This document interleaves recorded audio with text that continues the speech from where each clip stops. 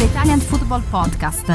So we'll start off with the big game on Sunday evening, Napoli against Udinese. Napoli coming into this game knowing that they had a golden opportunity to really strike a Scudetto blow against Inter after Inter had lost to Fiorentina on Thursday in the rearranged game. Napoli knew that if they won this game, they would have gone 6 points clear, having played a game more, but opened up a little bit of a gap at the top. And it was a win that everybody expected them to get, but they only draw 1-1. Udinese deservedly get a point. Napoli were really quite poor, to be honest with you, especially in the second half. So it's a big. They've let Inter off the hook, Napoli, by drawing this game. And my biggest takeaway from this game is, and I said this after the transfer window closed a week ago now, that Napoli risk, or Napoli, let's say Napoli have thrown away their chance of, they might still go on and win the Scudetto, but they've thrown away a golden opportunity to strengthen their team in January. And really go on and win the Scudetto, because they had a golden opportunity there. And they didn't replace Kvaratskhelia. They didn't spend their Kvaratskhelia money. They're weaker now, of course they are, than they were before the January market. And this game illustrated really what they are missing, having not done that. And it was shown in this game. This is a squad that, on paper, is way off Scudetto level. When I say the squad, I mean the depth of the squad. I mean, they have a couple of players out, and they're starting Juan Jesus and Mazzocchi, who both were to blame for the goal, and the options to come off the bench. I mean, just look at Napoli's bench and have a look at the players on their bench in this game, and the players that Conte had to bring on to try and win this game in the closing stages. I mean, it's mid-table Serie A level, his bench. To be honest, and the subs who came on against Udinese were horrendous. So, Napoli might go on and still win the Scudetto. If they do, it's down to a Conte miracle, in my opinion, given the squad that he has. But I really have to blame Napoli for not replacing Kvaratskhelia. And if by the end of the season they don't win the Scudetto, then Conte has every right. I would say has every right to walk, because he's been let down by his club in January. Had Napoli won the Scudetto, regardless of who they had signed in January, had they signed Garnacho, whoever they'd signed, it would still have been a Conte miracle, because I retain what I said at the start of the season. This would have been Conte's Mona Lisa if he wins the Scudetto with this, regardless of who they sign in January. However, they had a chance in January to buy someone. And they couldn't get a deal done, and they couldn't find someone who would have worked out for them. And so they decided to punt to the end of the season. And Conte was very clear in his pre-match press conferences about, it's not about that player. It's not about this player. It's not about how much we invest. I'm here to help the club grow.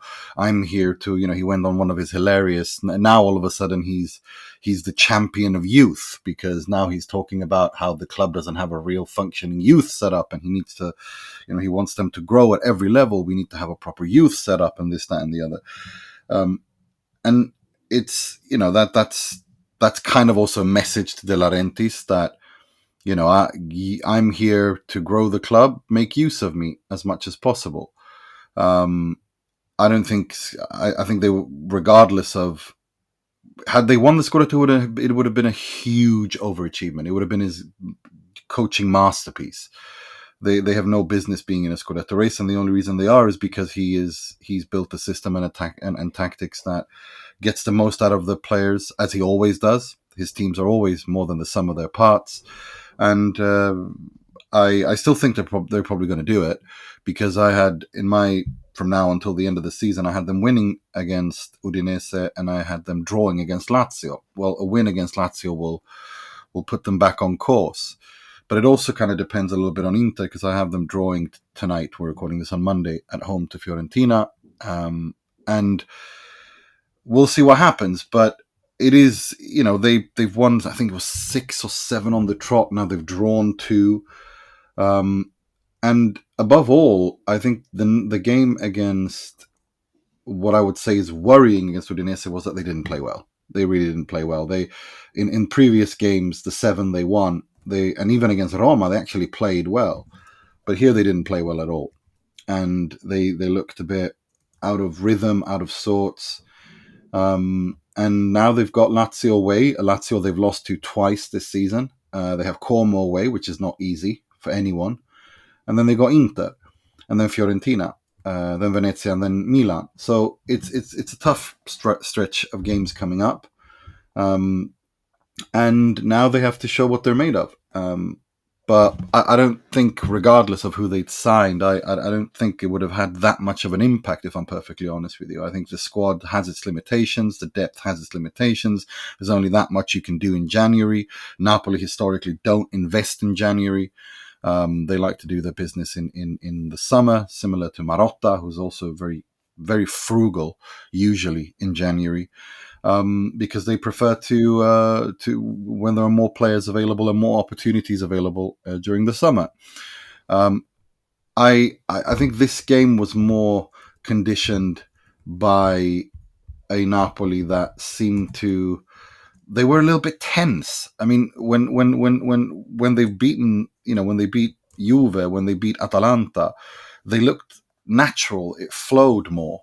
Here they looked a bit tense. Even against Roma in the first half, I thought they looked much more relaxed and things were more flowing. Here it didn't. Here it didn't at all. Udinese really, really put them to it and closed off how the way that the Napoli usually play, and were created quite a few good chances for themselves as well. And I think Runjaic this season has been one of the revelations of the Serie A. The way that he came from nowhere, the way that he's reinvigorated the squad. I mean, we interviewed Maduka and we interviewed Biol this season, who said that Runjaic has brought in a belief into this team, an energy into this team, as well as tactically, and you can really see that on Udinese. And they've done really, really well. So we have to give credit to them as well. But I felt that Napoli, I look at this and I feel that, well, what do we know about Conte? And that is, he works the best under pressure. That's when he does his best work. And now he's under a little bit of pressure. They didn't play well at all. But, you can't, playing badly once is not an issue. And especially after a run of form where you've played really, really well. So it's not a panic, but there's a small alarm bell ringing off, and we'll have to wait and see how they handle it against Lazio. I think that is a very key game. The problem is that the problem is with this game is that we saw the limitations of the bench in this game. That's we saw, first of all, a couple of players are out, and Juan Jesus and Mazzocchi. Oh my God, he is so way off the level needed for a team at this level. He is so, oh my God, one of the worst performances I've ever seen. I've lost count how many crosses from the left that he overhit to the back post that went way over, straight out of play. And obviously he was to blame for the goal with that stupid blind clearance that gave it straight back to Udinese. And then I don't know how Merritt gets beaten from that angle and that far out. And that's on Merritt. I mean, it was a very kind of strange, kind of almost like knuckleball strike. It had a weird trajectory on it, which made it difficult for the keeper. But your goalkeeper doesn't get beaten with a side foot shot from that far out, way out on the right. I'm sorry, you don't. That's on Merritt as well. So we're seeing the limitations. A couple of players out, and you're playing Juan Jesus and Mazzocchi, who are just way off the level of a Scudetto team. But then if you look at the bench, I mean, honestly, your first midfielder to come on is Billy Gilmore, and the next one is Philip Billing. And these are the players you want to bring on, and then in attack you've got you bring on Simeone and Raspadori. These are players that you're trying to win. Try and turn the game round. I mean, this it's and as I've said, if Napoli get a few injuries in attack or midfield, they're finished. They're going to drop points every single week because these players are not good enough at all. So they're going to need to be relying on luck that these players not to get injured as well. So this could have all been solved by strengthening the squad. Even if you weren't able to get a like for like replacement for Kvara because it's January, it's difficult to replace big names in January. It's not an easy market. Even that's the case. We'll go out and buy someone in midfield that can help make the difference. Instead of buying Philip Billing on loan, buy a proper midfielder, with the Kvara money. It doesn't have to necessarily be you spend that money just on the position for Garnacho, but even still in attack, the replacements in attack are just not good enough. And the attack in general this season is, No, that's a weakness. is a That's a weakness. I weakness. mean, look at this. I mean, Politano and is two goals this season, all this season. Politano, Neres 2 goals all season, and Neres has been very good, although he wasn't good in this game. And then the subs, I know they've only had limited minutes because Conte never makes subs before the 70th minute generally. But Simeone 1 goal, Raspadori 1 goal, and Gonj, and those three came on to apparently try to rescue the game.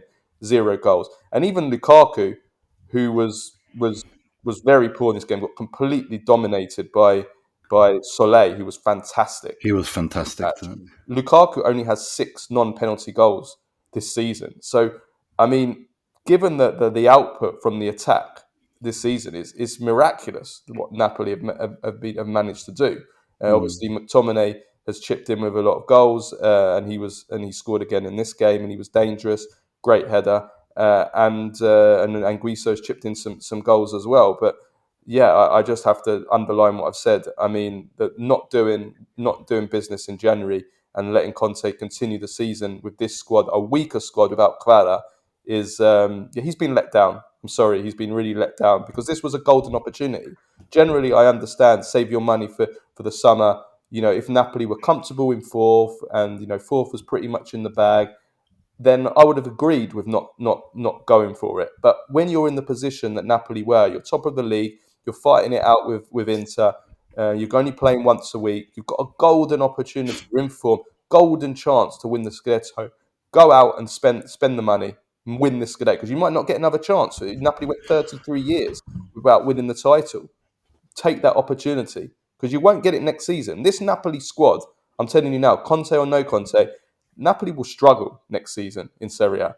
Top 4 is really what the best they can hope for because this squad is way off being able to compete on a European and domestic front. Impossible.